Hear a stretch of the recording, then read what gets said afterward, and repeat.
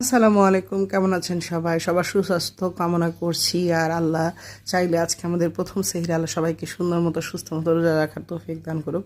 সবাই সবার জন্য দোয়া করবেন, বেশি বেশি আমল করার চেষ্টা করবেন। আজকে তৈরি করছি মাছের ঝুরি। তার জন্য আমি বেশ কিছু পরিমাণ পেঁয়াজ হালকা একটু ভেজে নিচ্ছি, খুব বেশি ভাজবো না। জাস্ট পেঁয়াজটা নরম হয়ে গেলে দিয়ে দেবো মশলা, হাফ চা চামচ করে হলুদ, মরিচ, জিরে আর ধনে দিয়ে নিয়েছি। তারপরে 4 পিস রুই মাছ আমি আগে থেকেই ভেজে এটাকে কাটা ছাড়িয়ে নিয়েছি। আপনারা চাইলে এটাকে যে কোনো মাছ দিয়েই করতে পারেন। আর এই মাছের ঝুড়ি খেতে কিন্তু ভীষণ মজার। অফ ক্যামেরা এটাকে ভালো করে মিক্স করে নিয়েছি। মিক্স করার এক পর্যায়ে দেখতে পারলাম যে এটাতে একটু লেগে ধরছে।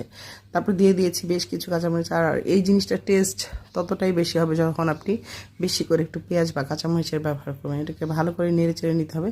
তো এই তো লেগে ধরেছিল, তাই আমি এই প্যানটাকে চেঞ্জ করে নিয়েছি। এটাকে লো টু মিডিয়াম হিটে ভালো করে ভেজে এটাকে জাস্ট একটু ব্রাউন কালার করে নিতে হবে। তারপর দিয়ে দিয়েছি স্বাদ মতো লবণ। যদিও মাছ ভাজার সময় লবণ দিয়েছিলাম, এই জন্য একটু চেক করে লবণটা দিয়েছি। আপনারাও তাই করবেন, অবশ্যই লবণটা খেয়াল করে দিবেন।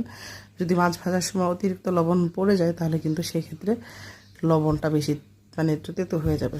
তো যাই হোক, এটাকে ভালো করে ভেজে নিয়েছি।